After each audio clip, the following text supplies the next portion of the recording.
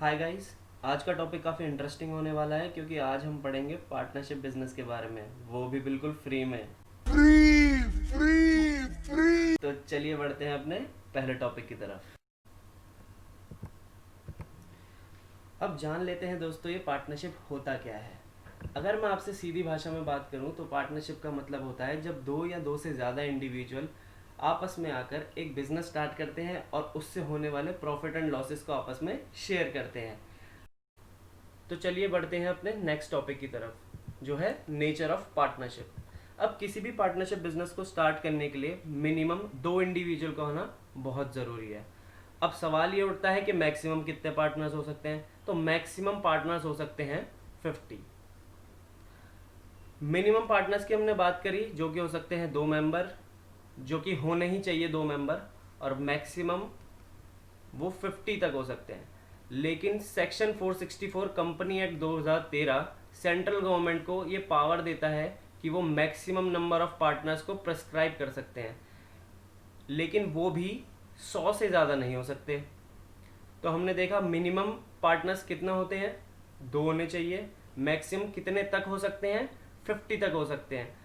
और अगर हम बात करें सेंट्रल गवर्नमेंट की, तो सेंट्रल गवर्नमेंट की परमिशन से तो मैक्सिमम पार्टनर्स 100 तक हो सकते हैं। नेक्स्ट कैरेक्टरिस्टिक है एग्रीमेंट। अब किसी भी पार्टनरशिप बिजनेस को स्टार्ट करने के लिए एग्रीमेंट का होना बहुत ज़रूरी है।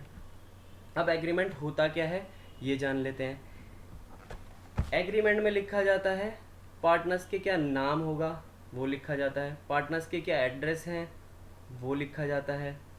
पार्टनर्स का प्रॉफिट शेयरिंग रेशो लिखा जाता है, यानी पार्टनर्स को जो प्रॉफिट होगा वो किस रेशो में डिवाइड करेंगे। इसके अलावा लिखा जाता है पार्टनर्स को क्या सैलरी मिलेगी। अगर पार्टनर्स कोई ड्राइंग कर लेते हैं तो उस पर इंटरेस्ट कितना चार्ज करा जाएगा, यानी interest on drawing.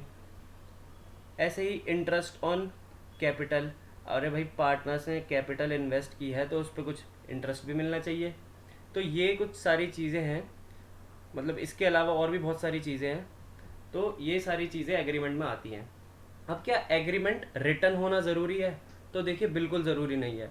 Agreement oral भी हो सकता है और एग्रीमेंट रिटन भी हो सकता है, लेकिन डिस्प्यूट्स को अवॉइड करने के लिए, यानी लड़ाई झगड़ा ना हो जाए फ्यूचर में, इसको अवॉइड करने के लिए प्रेफर ये किया जाता है कि एग्रीमेंट को रिटन फॉर्म में रखना चाहिए।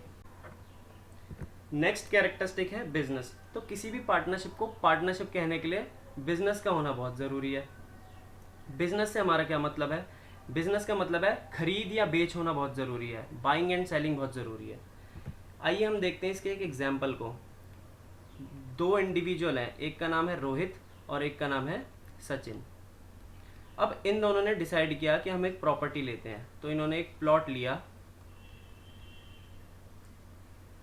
तो क्या ये जो प्लॉट इन्होंने लिया है, साथ में प्लॉट लेने के बाद क्या ये इसके पार्टनर्स बन गए हैं? नहीं। नहीं। तो इनको को ओनर्स बोला जा सकता है, इनको जॉइंट ओनर्स बोला जा सकता है, लेकिन इनको क्या पार्टनर्स बोला जा सकता है? नहीं बोला जा सकता। आइए एक और एग्जांपल देखते हैं।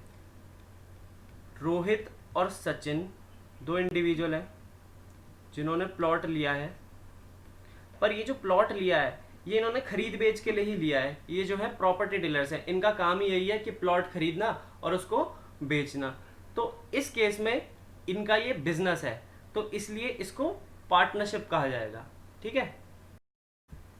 नेक्स्ट कैरेक्टरिस्टिक है म्यूचुअल एजेंसी। अब ये म्यूचुअल एजेंसी वर्ड डिराइव हुआ है एजेंट से। एजेंट का क्या मतलब है, अगर ए एक इंडिविजुअल है, उसने बी को बोला कि भाई मेरे बिहाफ पे ये सामान तू सी को दिया, तो बी ए का एजेंट हुआ। क्यों? क्योंकि बी ए के बिहाफ पे काम कर रहा है। ऐसा ही कुछ देखने को मिलता है हमें पार्टनरशिप बिजनेस में। अरे भाई पार्टनरशिप बिजनेस को चाहे सारे पार्टनर्स मिलके रन करे या एक पार्टनर सारे पार्टनर्स के बिहाफ पे रन करे, पर फिर भी सारे ही पार्टनर्स को एक दूसरे के एक्ट के लिए रिस्पॉन्सिबल होना पड़ेगा। इसका मतलब जान लेते हैं। अगर ए, बी और सी ये तीन इंडिविजुअल मिलके एक पार्टनरशिप स्टार्ट करते हैं और इनमें से किसी के भी एक्ट से पार्टनरशिप बिजनेस को नुकसान होता है, यानी अगर ए ने कोई ऐसा एक्ट करा है जिसकी वजह से पार्टनरशिप बिजनेस को नुकसान हो गया, तो इसके लिए बी और सी को भी रिस्पॉन्सिबल होना पड़ेगा, यानी कि जो लॉस होगा वो तीनों में बटेगा। ऐसा नहीं है बी और सी बैकआउट कर जाएं और कह दें कि नहीं भाई ये तो तेरी ट्रांजैक्शन है। इसीलिए हम कहते हैं इसमें हर एक पार्टनर एक दूसरे का एजेंट होता है। नेक्स्ट कैरेक्टरिस्टिक है sharing of profit and losses. अब मैं आपसे एक क्वेश्चन पूछता हूँ, आप उसका आंसर मुझे दीजिएगा।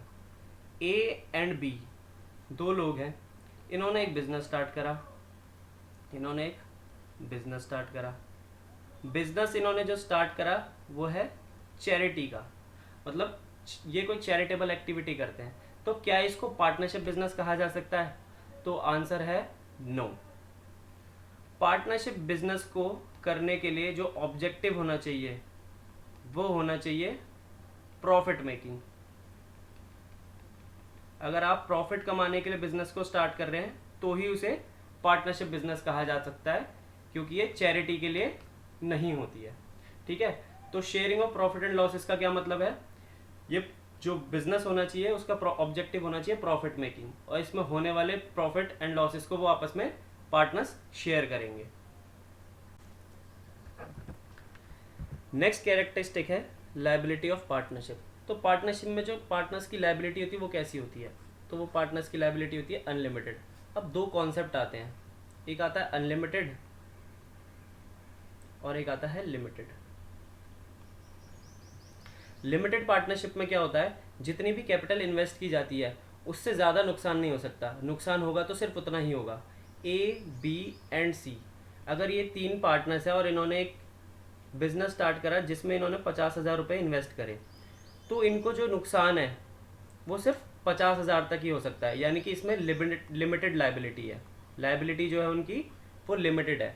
लेकिन अगर हम बात करें अनलिमिटेड लायबिलिटी की, जो कि पार्टनरशिप में देखी जाती है, और अगर ए, बी, सी ये कोई बिजनेस स्टार्ट करते हैं और 50,000 रुपये लेके आते हैं, और अगर इनके डेट वो एक्सीड कर जाते हैं इनकी कैपिटल से, यानी 60,000 रुपये के डेट हैं इनके, तो इनको बाकी के जो 10,000 का डिफरेंस है वो इनको कहाँ से लाना पड़ेगा? अपनी प्राइवेट एसेट्स को बेच के लाना पड़ेगा, यानी अपने घर की चीज़ों को बेचना पड़ेगा, अपने बिलोंगिंग्स को बेचना पड़ेगा अपने बिजनेस के लॉस को पूरा करने के लिए। तो लायबिलिटी ऑफ पार्टनरशिप यहाँ पे कैसी होती है? अनलिमिटेड होती है। लेकिन अगर हम यहाँ पे देखें तो लिमिटेड होती है। ठीक है, लेकिन ये लिमिटेड लायबिलिटी पार्टनरशिप को बोला जाता है LLP, वो एक डिफरेंट कॉन्सेप्ट है। अगर आपसे पूछा जाए पार्टनरशिप में लायबिलिटी कैसी होती है पार्टनर्स की, तो वो कैसी होती है? अनलिमिटेड लायबिलिटी होती है। आशा करता हूँ आपको वीडियो पसंद आया होगा। अगर आपको पसंद आया है तो इसे लाइक करें और मेरे चैनल को सब्सक्राइब करें। अगर पसंद नहीं आया है तो क्या, तो भी लाइक करो और सब्सक्राइब करो।